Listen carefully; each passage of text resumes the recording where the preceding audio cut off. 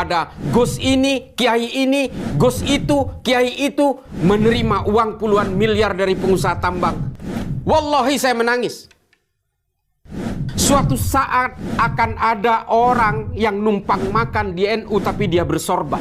Betapa saya terpukul dengan bagaimana cara berpikir dan pola hidup para pengurus itu. Entitas apapun, organisasi apapun, ketika dia bertempur dalam persoalan-persoalan politik dan kepentingan-kepentingan individu, tunggu kehancurannya.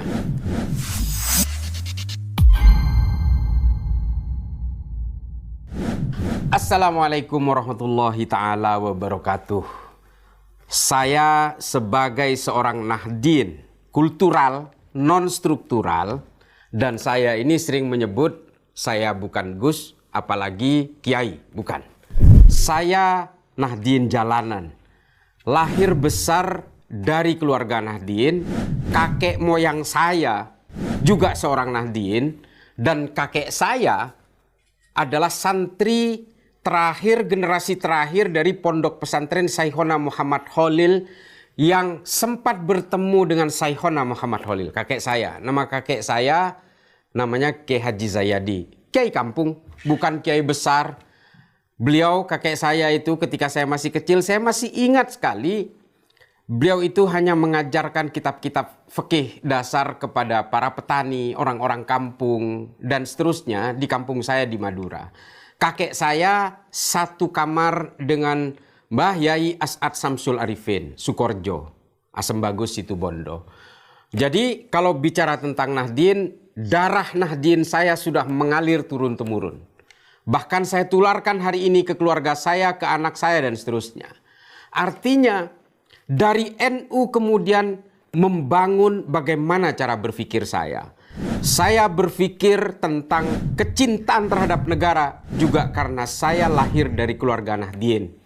Saya ingat betul, meskipun kakek saya produk pesantren, kakek saya bisa dibilang konservatif dan sangat tradisional cara berislamnya, sama seperti orang-orang NU pada umumnya pada masa itu. Saya ingat di rumah kakek saya itu, saya tinggal bersama kakek saya puluhan tahun, dan saya melihat ada fotonya Soekarno, ada fotonya Soeharto. Kemudian di atas pintunya ada bendera merah putih.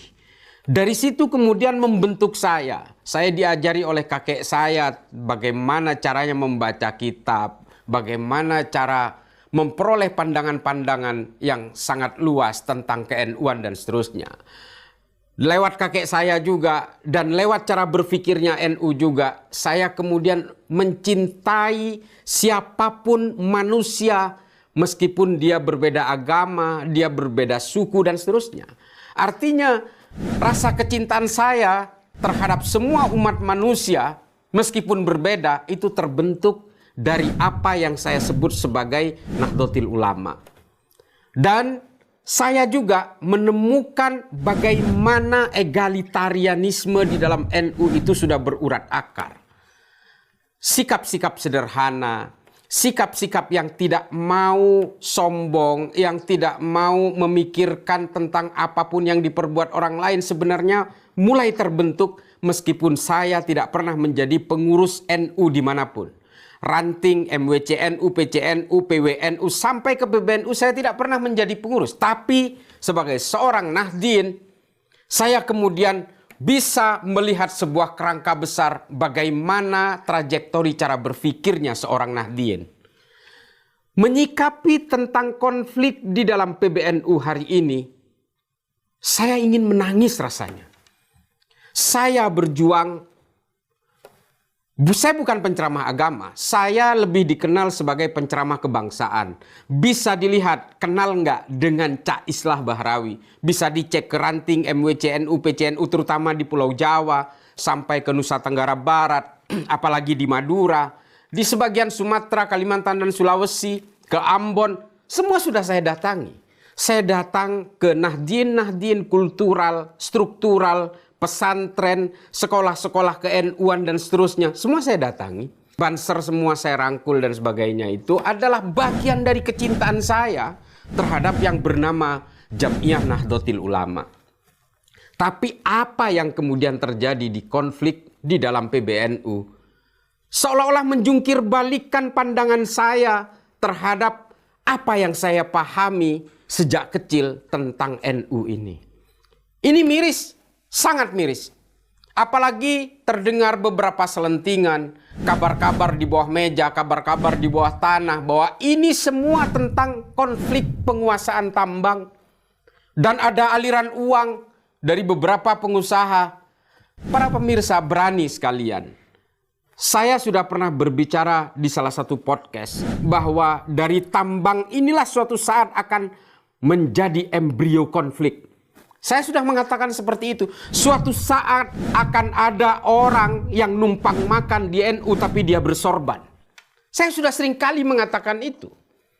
Jadi dari sini kemudian kesimpulan saya adalah bahwa kostum-kostum dan simbol-simbol yang selama ini saya dapatkan di NU, kemudian saya menjadi berpikir ulang, berpikir dua kali, bahwa moral ternyata tidak identik dengan simbol-simbol itu. Tidak identik dengan atribusi-atribusi yang kadang disematkan sebagai gus atau kiai. Saya mohon maaf, ini adalah curhatan saya. Betapa saya terpukul dengan konflik ini. Betapa saya terpukul dengan bagaimana cara berpikir dan pola hidup para pengurus itu yang dengan sengaja atau tidak sengaja mereka telah mengkhianati para muassis NU. Cita-cita para muassis yang sebenarnya dijadikan Jam'iyah ini sebagai alat konsolidasi untuk membangun kecintaan terhadap sesama umat manusia dan kepada negaranya, kemudian mulai luntur perlahan dan hanya cinta kepada materi saja. Ada uang puluhan miliar yang kemudian bergulir dalam konflik ini. Ada keterlibatan kekuatan-kekuatan politik, ada keterlibatan penegak hukum dan sebagainya. Supaya apa? Supaya trajektori NU itu bisa disetir dengan sesuai keinginannya. Ini semua kemudian mengarah kepada bagaimana politik Indonesia ke depan. NU sebagai organisasi berasaskan keagamaan dengan anggota terbesar di seluruh dunia memang selalu menjadi seksi. Dari tahun ke tahun, selama puluhan tahun, selalu menjadi seksi. Berbagai konflik diciptakan, meskipun seorang Nahdien sejati tidak pernah mau berkonflik. Tapi hari ini yang terjadi di PBNU, konflik itu kemudian berubah kepada kepentingan politik maupun kepentingan materi saja. Ini yang membuat kita miris. NU harus independen dan tidak boleh lagi disetir oleh kepentingan-kepentingan personal. Soal tambang itu diberikan oleh presiden. Presidennya siapapun di dalam negara ini. Jadi, kalaupun hari ini tambang itu masih ingin dikelola, serahkan kepada presiden. Presiden kita hari ini adalah Prabowo. Silahkan kita tunduk kepada keputusan presiden. Tidak boleh lagi ada kepentingan-kepentingan personal yang hanya mencari cuan di situ dengan membajak jubah-jubah kesalehan Nahdlatul Ulama. Saya mohon maaf, saya berapi-api seperti ini sebenarnya hanya ingin nangis. Saya betul-betul ingin menangis hari ini kalau kita bertawassul setiap habis sholat kepada para muassis NU, kepada para kiai-kiai sepuh yang betul-betul tawadhu, betul-betul memikirkan fungsi NU itu bukan sebagai penumpang gelap di dalam NU dengan membajak jubah-jubah atribusi kesalehan itu, tapi sebenarnya hanya ingin mencari keuntungan pribadi. Sungguh saya menangis, wallahi saya menangis ketika saya mendengar meskipun saya tidak tahu kebenarannya bahwa ada gus ini, gus itu, kiai itu menerima uang puluhan miliar dari pengusaha tambang. Wallahi saya menangis. Ini NU yang menjadi tonggak besar dalam keutuhan Negara Kesatuan Republik Indonesia. Organisasi keagamaan pertama yang menerima Pancasila sebagai asas tunggal organisasi pada Muktamar 1982. Itu pun perdebatannya panjang. Tapi kemudian NU mau mengakui sebagai satu tonggak besar pemersatu bangsa. Hari ini tercabik-cabik hanya karena ego sektoral dan ego individual. Mohon maaf kalau saya kemudian terlalu banyak menggunakan kata-kata saya meragukan dengan jubah-jubah kesalehan yang sebenarnya hanya untuk mencari cuan di dalam Jam'iyah Nahdlatul Ulama. Sedih. Oleh karena itu, kepada kalangan Nahdien yang ada di daerah, di wilayah, saya meminta, mari jaga Jam'iyah ini. Mari jaga organisasi ini supaya tetap berjalan dalam rel sesuai dengan keinginan para muassis. Kepada PBNU, selesaikan secara internal, lakukan tabayun, lakukan islah. Lakukan itu sesuai dengan keinginan para ulama. Kalau ini dibiarkan berlarut-larut, tidak mustahil Nahdlatul Ulama yang pernah kita bangga-banggakan ini akan runtuh perlahan dan tidak ubahnya seperti partai politik. Saudara-saudaraku sekalian, saya sering kali bicara. Mohon maaf durasinya agak panjang kali ini. Saya pernah berbicara, entitas apapun, organisasi apapun, ketika dia bertempur dalam persoalan-persoalan politik dan kepentingan-kepentingan individu, tunggu kehancurannya. Jangankan organisasi, agama saja. Ketika dia sudah bisa diintervensi oleh kepentingan sepihak dari satu kelompok, diintervensi oleh kepentingan-kepentingan kekuasaan, tunggu kehancurannya. Agama akan berpecah belah.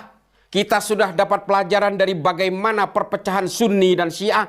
Kita juga mendapatkan pelajaran bagaimana denominasi dan sekte-sekte terbentuk dari agama-agama hanya karena ego sektoral dan ego-ego kekuasaan. NU, Nahdlatul Ulama harus menghindari ini semua.